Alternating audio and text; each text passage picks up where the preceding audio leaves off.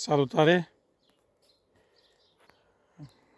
Astăzi vom altoi o băutură de vie. Deja s-a făcut timpul și la vie pentru a altoi-o. A început să îi dea căpușa, adică, ia uite, câte unele au un pic de frunză, altele de-abia acum ies căpușile la ea. Acum via, în perioada asta, are sevă mai multă în ea și șansele sunt mult mai mari să se prindă. Și vom face un altoi destul de simplu. Vom face un altoi în spărtură și după vom mai face un altoi în această filmare. Vă arătăm și la alaltă cum o facem.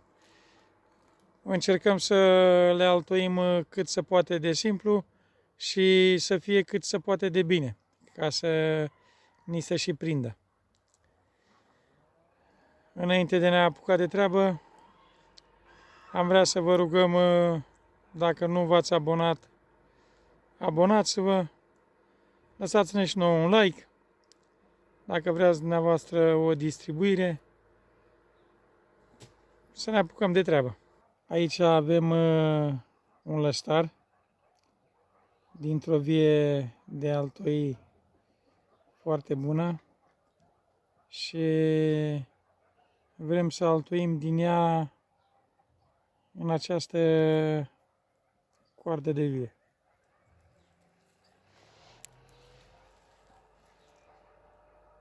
O tăiem undeva la un 5 cm deasupra de nod la vie.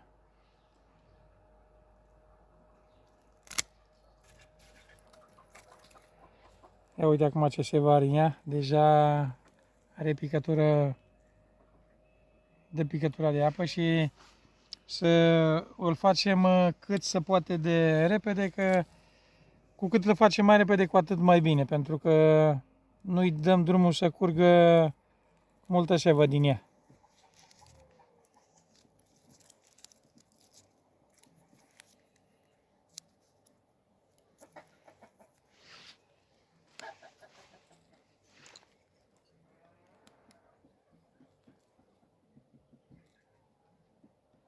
O spargem exact pe mijloc.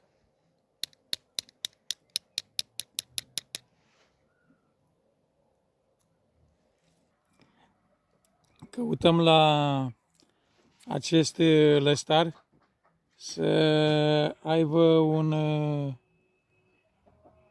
aici unde are acest mugur de unde pleacă căpușa, să fie bun. Și îl vom tăia o dată deasupra, e verde, și îl mai vom tăia o dată în apropiere de alaltă, pentru că îl punem doar de un oi.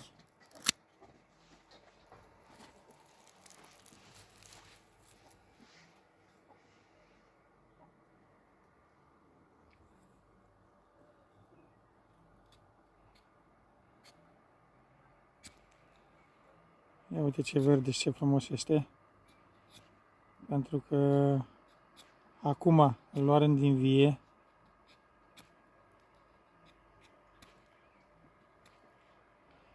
Îl facem pe două părți.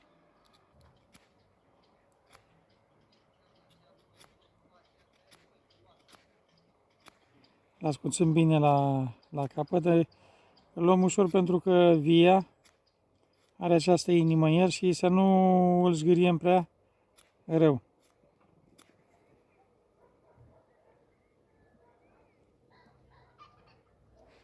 O să-i luăm și coaja asta din interior, pentru că această coajă o să vie interior și nu avem nevoie de ea.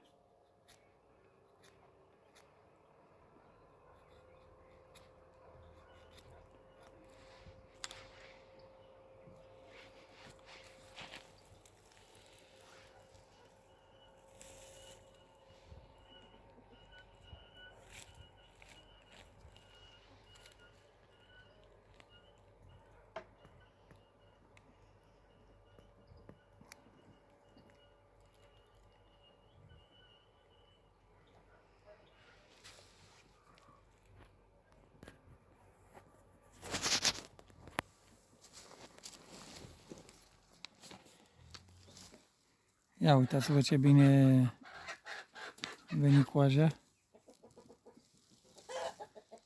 Adică exact coaja pe coaje.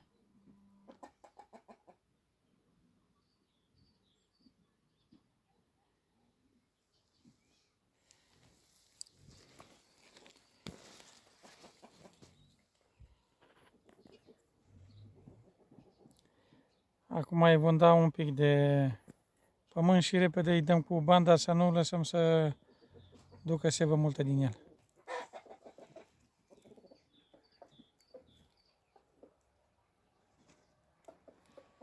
Punem pământ puțin, dar îi punem, după ce dăm cu banda, acest pământ stă umed în continuare.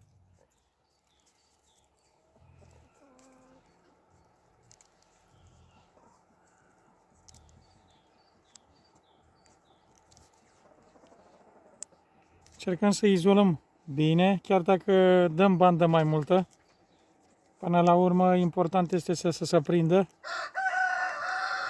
Nu e vorba de bandă că dăm 5 cm de bandă în plus sau 10 cm de bandă în plus. Ia uite aici.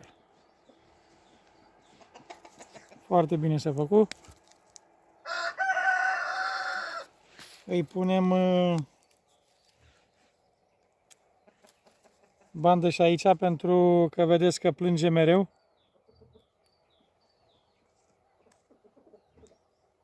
Și să nu ne intre uscătura în ea.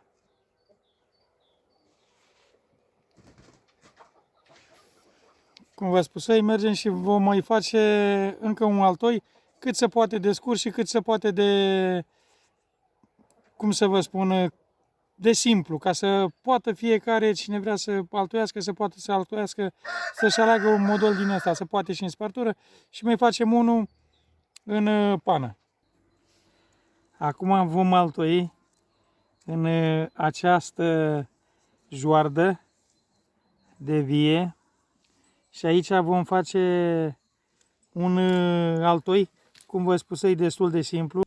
Vom face o tăietură cu cuțetul, o să plecăm de sus cumva pinea în jos 2 cm și o să ne ducem undeva la un 2 cm sub acest nod.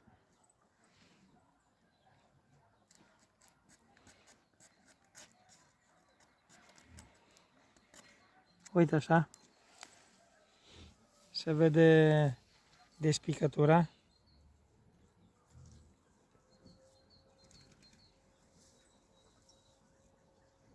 Deja începe să curgă și tăiem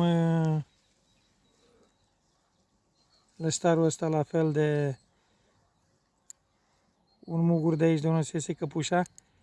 Tot așa o să încercăm să-l facem cât se poate de repede. Ăsta îl vom face pe două părți.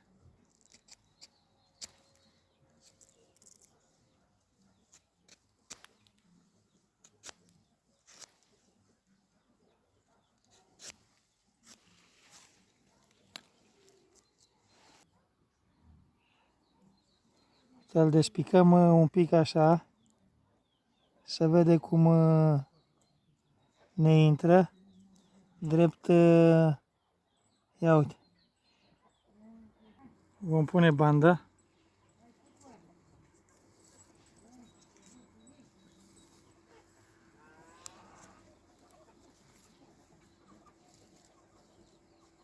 Uitați aici unde se vede un pic. Când strângem cu bandă, vine lipit bine pe el. Coaja aici, într-o parte, este lipită iar foarte bine. După ce punem bandă, nu se mai vede, nu mai curge această apă, cum se zice, că plânge via când o tai. Vedeți, se vede doar o coajă. Deci, cum vă spun, o altoiere foarte simplă. Băgat în pană. Dăm cu bandă foarte bine și o și strângem foarte bine să lipească un lăstar pe altul.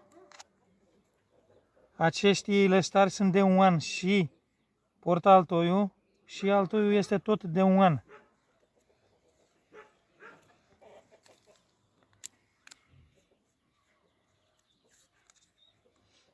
Vom da bandă și între, să se strângă bine, măcar o dată.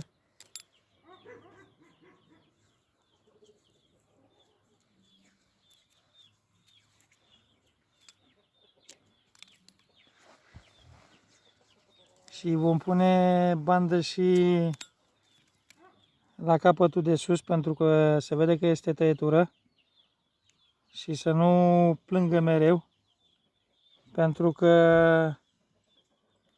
în altoiul care se face în joardele acestea, acum când începe să curgă deja apa, când începe ea să plângă așa via, se lipește foarte bine din apa care este și în altoi și în portaltoi și să face o coajă cum ar veni și să leagă foarte bine. Acesta îl vom tăia de aici și vom da bandă.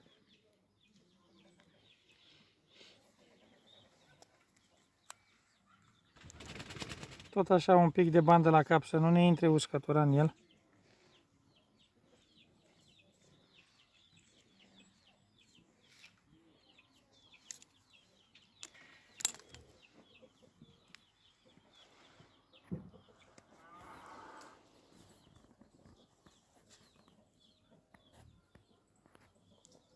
Lăsarăm acest nod care vă spusei că băgarăm altoiul în acest portaltoi și lăsarăm acest nod cu 2 cm mai jos, băgarăm noi acest altoi în acest portaltoi pentru ca să nu ne intre uscătura, că acești 3 cm care îi lăsai din acest nod până aici sus la capăt se va usca până în dreptul nodului, dar din nod în jos nu se va usca.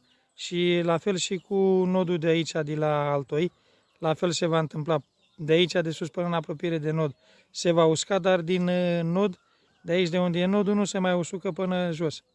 Cam asta este, dragi prieteni, cu altoiul nostru la vie. Vă mulțumim tuturor pentru că ne vizualizați. Să aveți o zi bună. Salutare!